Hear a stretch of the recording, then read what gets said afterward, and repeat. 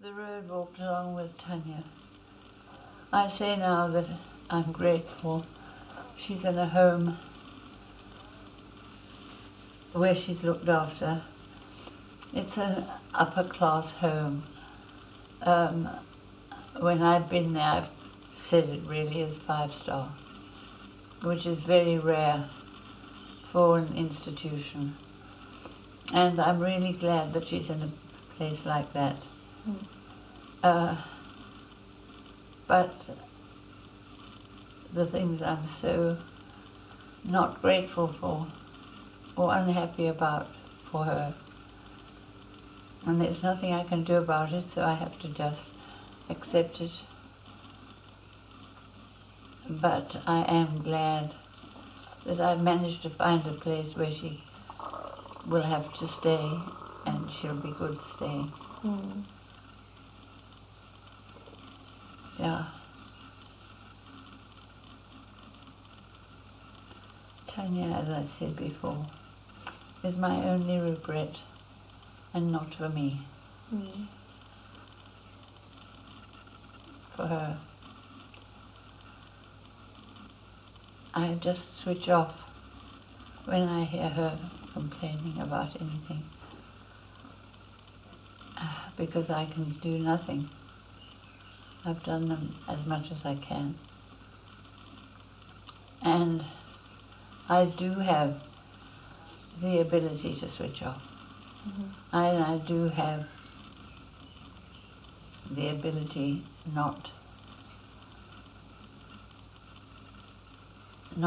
I have never been depressed, clinically depressed. I've never been. Really lucky. Because if I saw it with Anthony, it was terrifying. And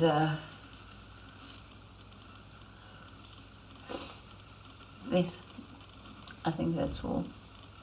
Rambling on, I'm sorry. No, that's what the beauty of it is. So to answer, that's your answer to, are you content with the path your life has taken up to now? Yes, well, where Tanya is now is the best place she could be under the circumstances. Yeah.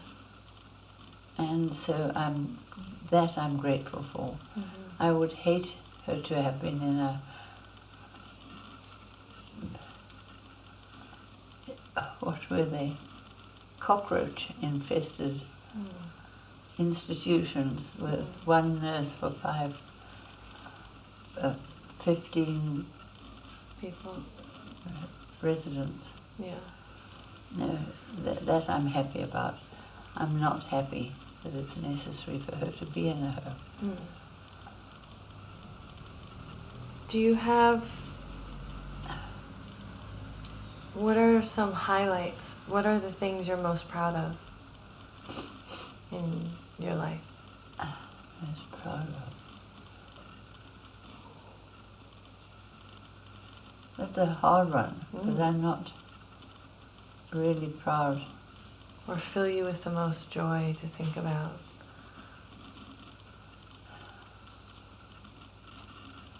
Sounds trite, but it's true. I'm happy when Tanya's happy. It's simple.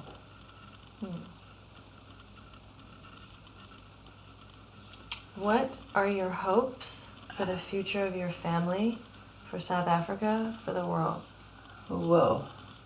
We're getting to the end of this section, so it's a big question. The world is in such a state. I can barely know where to begin. I just think of Syria.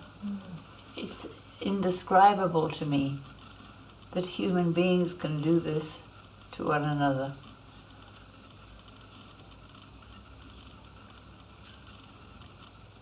I do fear for the world. And then one gets on with it.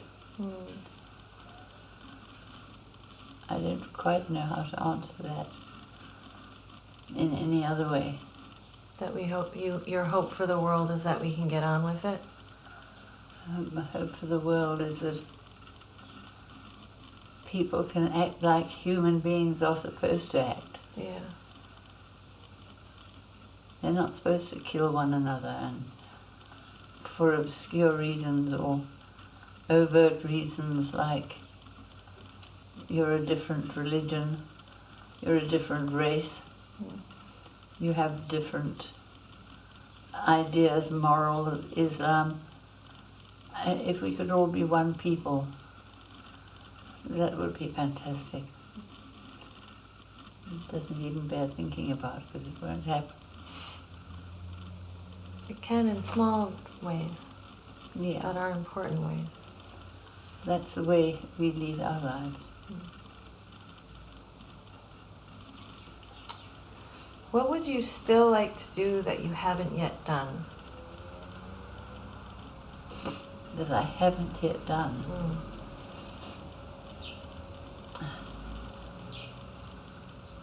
I really can't think of anything I still want to do.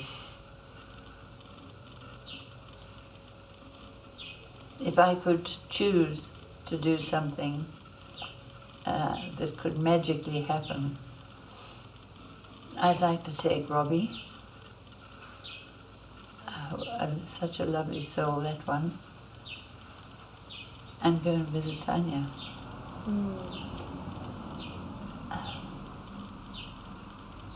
But I've thought about it. And maybe it just opens more wounds. That saying goodbye has happened.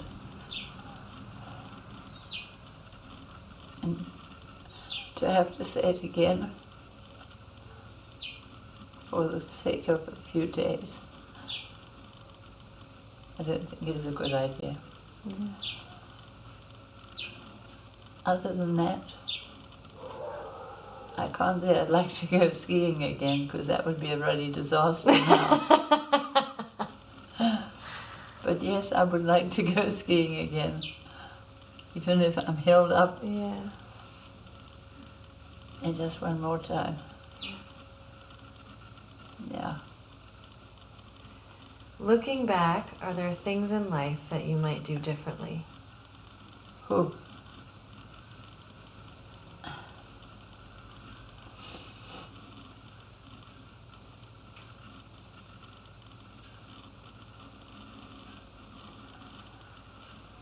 Yes, I suppose.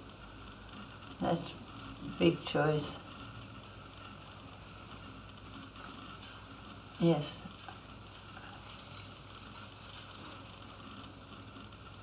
If I could have Tanya be normal, not disabled in any way, but it can't happen. But that if I had to have one thing in the world that I would want, it would be that.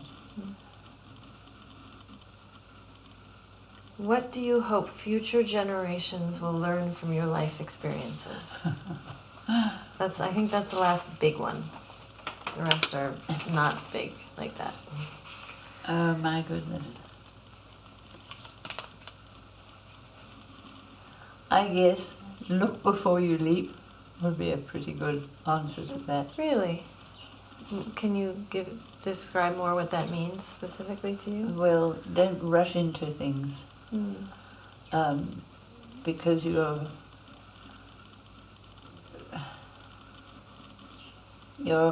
physically sensitive. No, I don't quite know how to put it.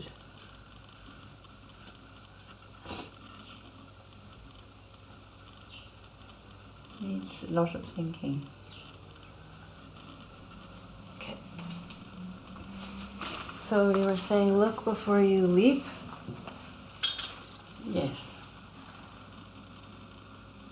Take the time to examine what you're going into. Don't just rush headlong. Don't be impulsive. Be impulsive is a good word. I know that conundrum. So, just a few more. It's the last page. And the first bunch is about having family that's in the U.S. So the first question is, in what country were you born? I was born in South Africa. And you've lived here your whole life? Have you lived here? Yes. So I'll just ask, until what age did you live here? Well, I've lived here my whole life with breaks in between. Like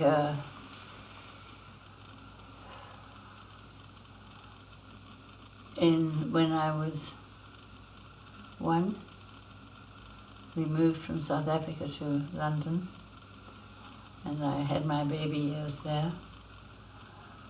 So, and there for I think about 7 years. Mm-hmm. And then a war broke out, and to keep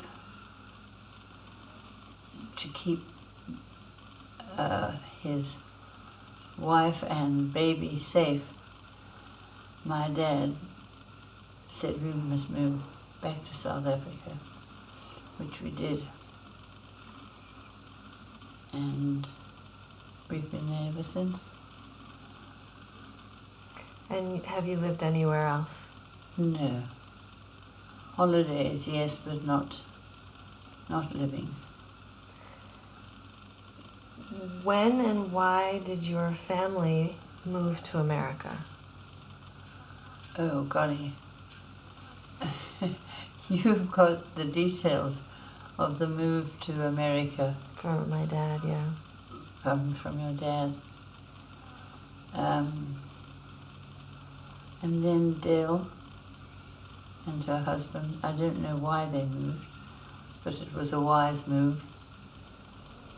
And Dale and her husband, Mark, and then Robbie. So everyone was gone. And what was it like adjusting to that change? Well, I had Tanya, and that occupied me fully. And when she was 7 months old, I met Bernard. So, how did you meet him?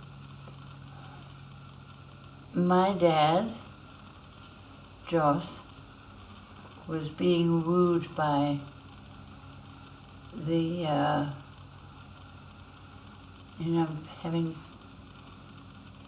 problems. The big companies like Société Générale de Radiologie, and they were wooing all the doctors so they could buy their equipment. And it was, I think, the 14th of July, which is French Independence Day or Bastille Day. Something like that. No, Bastille Day. Yeah, Bastille Day. Is that what you said? Oh, I didn't hear. And Mum and Dad were invited. And that was just when Tanya was born. She was a few months old. And they invited me. And I went to this rather grumpily. And I met Bernard there. Wow.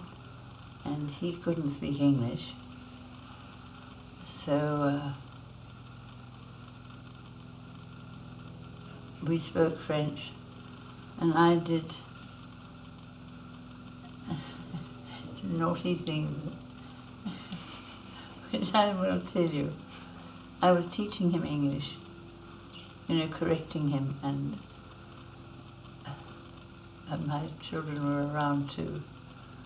Anyway, I said to him, when you go out for dinner, you're invited by your host to have dinner, and you want to finish with a coffee. You must say, because I said to the children, now I've got it, you'll have to wipe this out. I've got it a little bit twisted. At the end of a meal. No, I said, kids, bring the coffee, but not the bum coffee. Mm. And Bernard said, bum coffee? What is bum coffee? Bum coffee is the finest coffee you can get. So at the end of a meal, you ask for bum coffee. Oh, Did he ever do it? no. Okay. No, he smelt a rat. Oh, he smelt a rat. Yeah. This is bum coffee. Right. So that's not a question for you. So now we're a few final questions about being Jewish. I don't know very much about that.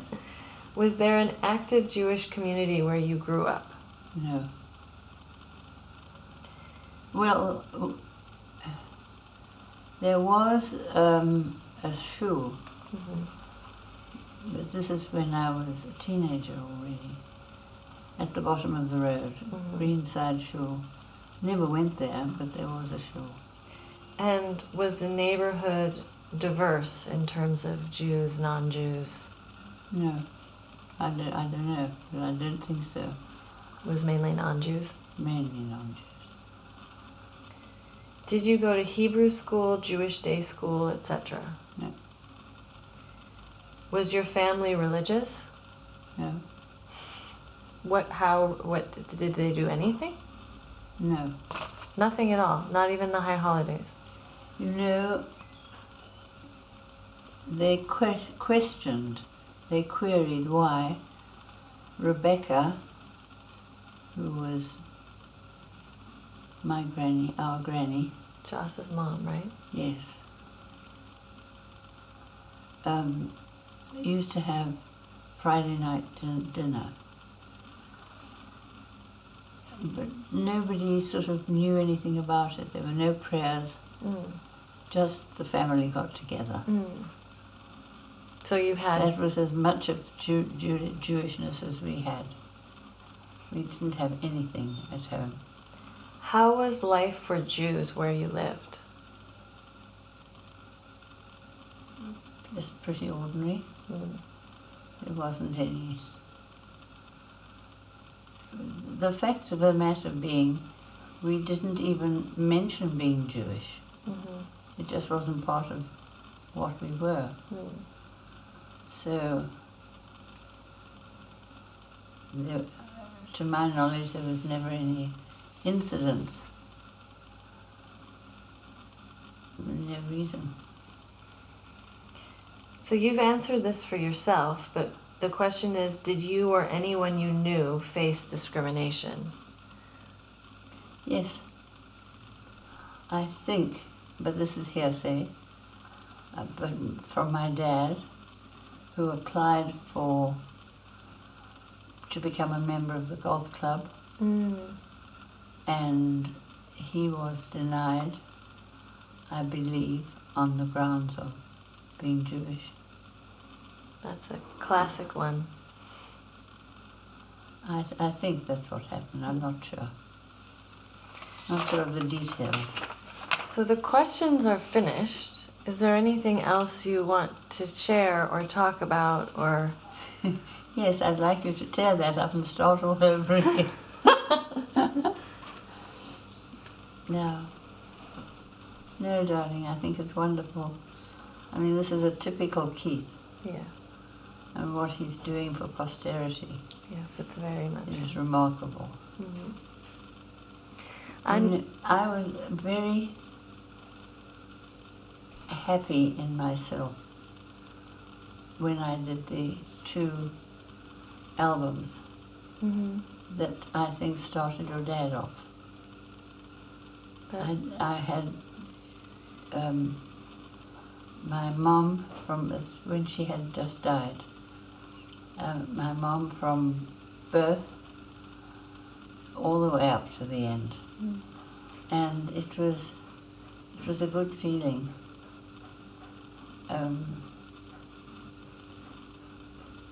The first photo, she was 2 in Rhodesia. Wow. And right through to their tombstones and so on. But then your dad took over, and whoops, he made it more professional. But when I said to the kids, if there's anything you want before we have to get rid of everything in the house. If there's anything you want, let me know, because I, for instance, have a ring that's gone to Gabby that Rebecca,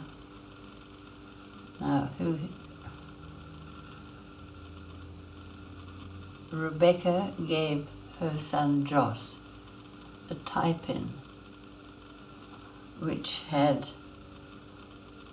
a diamond in the middle and 2 pearls on either side. I've seen it. Have you? In photograph. And Joss didn't wear it. He didn't? No. Oh. It was too flamboyant for him. He wasn't into the diamond but he gave it to Mum. And when I was 18, she gave it to me. And when Dale was 18, I had it altered, put on a black background, black onyx with the 2. Maybe I've seen you wear it, or her wear it. I've seen it. Maybe. Yeah, okay. Anyway, it's gone to her now, and it's gone to Gabby. And Dale said the only thing she wants of everything are those 2 albums. And she's got them. And that's from 2 years old. No, it's before that. There are photos there of her grandparents, and wow, it was quite comprehensive. I have a question for you. Yes. But I want to see how I want to frame it. I want you to, what advice would you pass on about love and about relationships? Oh, wow. The first thought that comes to me, where I think I might have been lacking, is to give, not take so much, but give.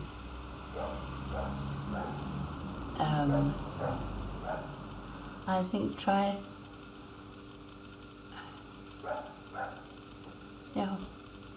and find out what your partner or person needs,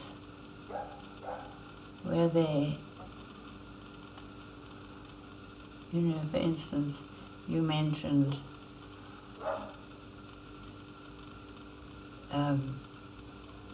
sensitivity. If you can give validation? No, if you can give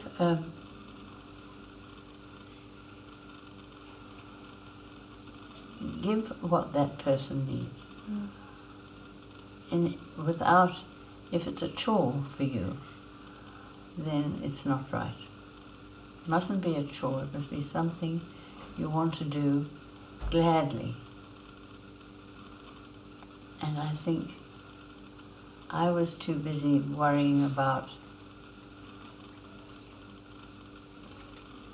that girl around the corner, why is he looking at that girl? Sort of thing. My own problems. And even with Ted, well, I mean, I don't sort of find him attractive or anything. So that was, that wasn't easy.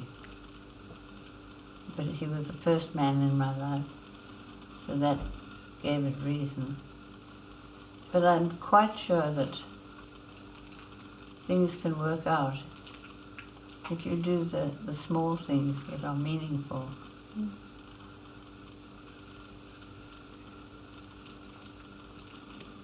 What else can I say? And highlights of your life, your romantic life, seems like you've had such a... Well, the first time I went overseas was with Chris. Mm. I'd always wanted to go overseas, always wanted to travel. And Teddy said, what for? His mother, what do you want to go? Why? You've got a house here. Anyway, we were totally mismatched. But I would have loved that. Eventually, I went on my own with Chris. Mm. And that was fantastic. Where did you go? Oh my God, you know what? Oh. Your dad met us. He had a girlfriend. I've suddenly thought about that. He had a girlfriend, Jo. I know Jo. You know She's Jo? lovely, yeah. Yeah, They're still isn't- close. Mm. Well, I have a photo of Jo and Chris and your dad and moi.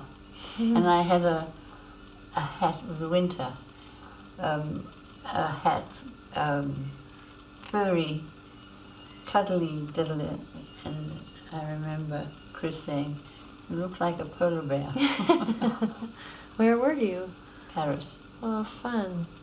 Oh, that was great. Yeah. That was really great. I forgot that your dad was there. I like that story. And I was married, Mm. just by the way. Mm. I didn't pay much heed to that. Yeah. Didn't feel that I was a terrible cheating wife. I felt that I was denied love and affection, and I bloody well get it my way then. Yeah. Not that I was consciously aware of that, but that's what happened. Yeah. I thought coming back about that time in Paris. We were staying in a flat, an apartment, a room, tiny place.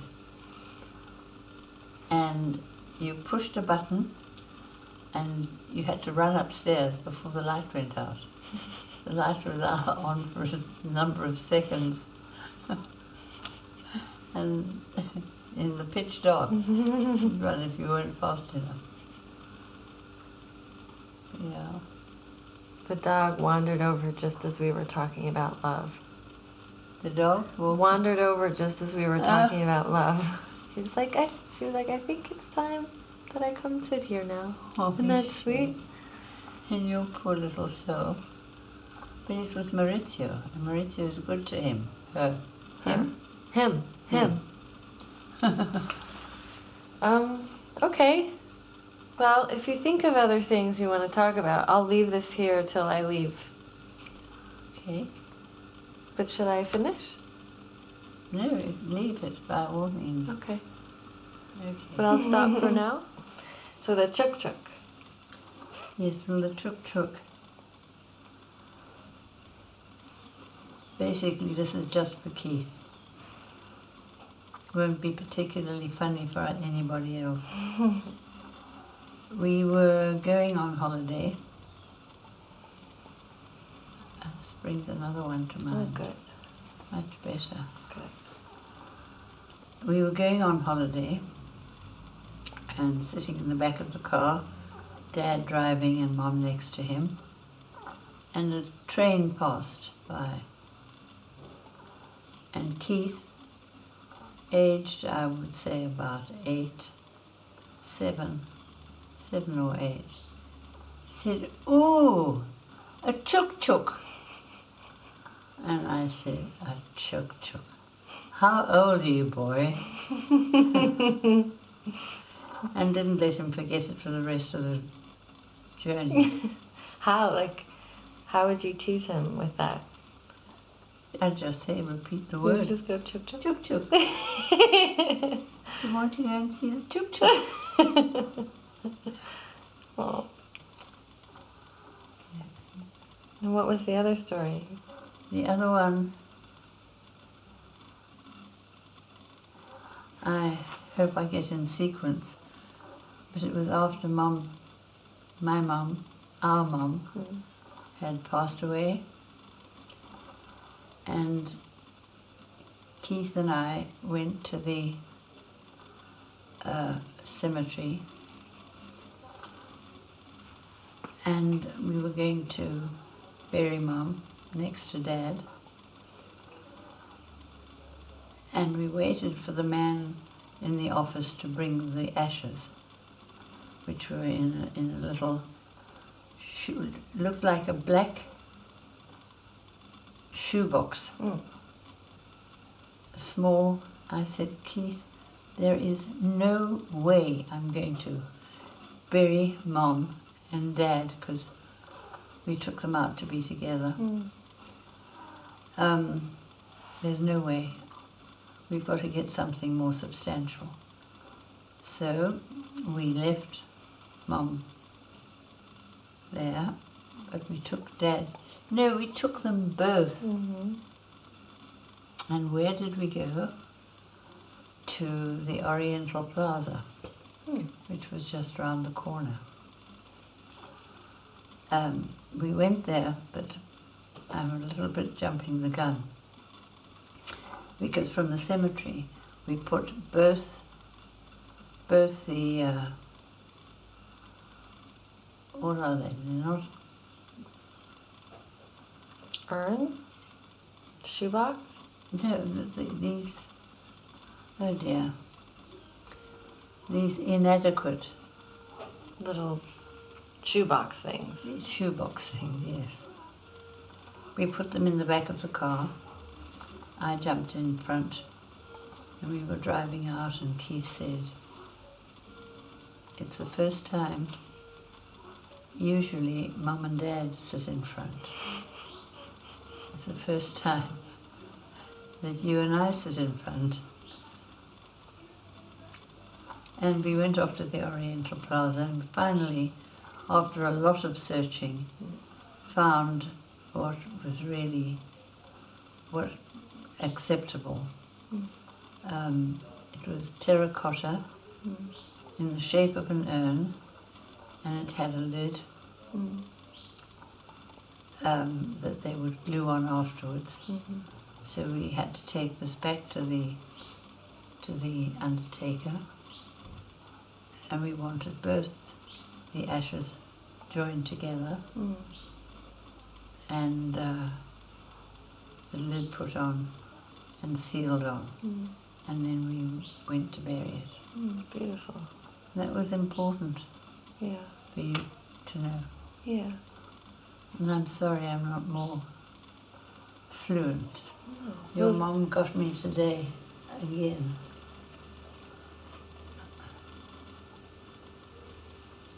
She said you want to be strong so that you can be here when Keith comes to visit. How mean was that? How mean. So I promptly cried. I remember you telling me, not for our book, not only me, Anthony and me, in London, that you had never seen your mum cry. Never forgotten that. Because you've just got to look at me sideways and I'll burst into tears. It's true. I have now, but I hadn't. You hadn't then? Gosh, well, now one must have been really serious. She's incredibly strong in that way. Yeah, she is. But I don't think crying is a sign of weakness or anything. Well, Anthony will advocate crying. Yeah. And I think he's right. I agree. You know, It just lets it go. Yeah. It passes so quickly. Can you cry easily? Or cry? It's interesting, actually, because I'm very emotional. But I've done something to myself with crying, and I cry a lot. But it's become, though I'm working on it, but in acting it's become a thing sometimes where I get worried that I can't, even though I'm so emotional. So it's actually really While helpful. acting? Yeah. I didn't find that strange. Well, it's very helpful to be with you because I know that I'm actually like that. I'm actually very easily to cry, and just like allow that so that in my work I can do it really easily. So I'm actually working on being able to cry more easily, even though I think instinctually I do cry easily. I think it's great if you can. But I have a problem not crying. And I want to not cry.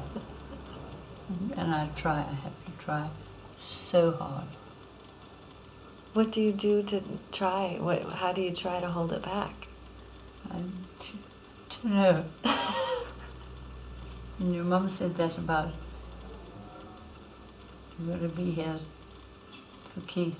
Yeah. Whoops, boom, and then it started straight away.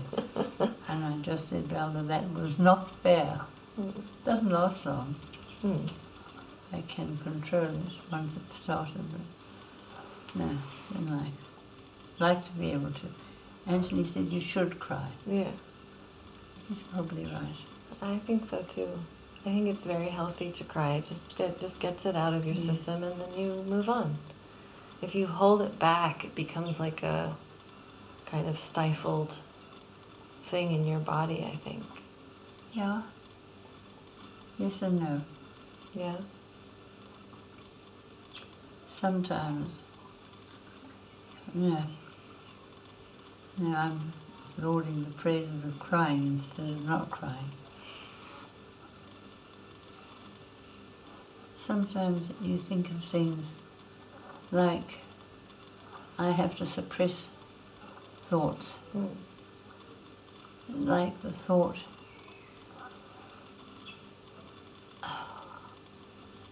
here we go. The thought that I'll never see Tanya again.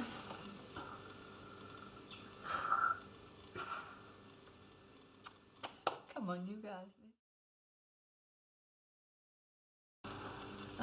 It was school sports day, and one of the,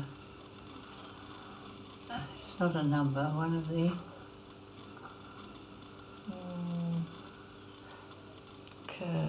one of the events? Events. Yeah. One of the events was a mother's race. And so, being pretty active, I thought this would be a piece of old hat. And I entered, along with my very dear friend, Di Schneier, and she was a good runner. And we started off, and as we started off, my dress started flapping. And I thought, oh my God, I can't have that. You can see my panties. Got to do something about that. So I held the skirt down, manually held the skirt down,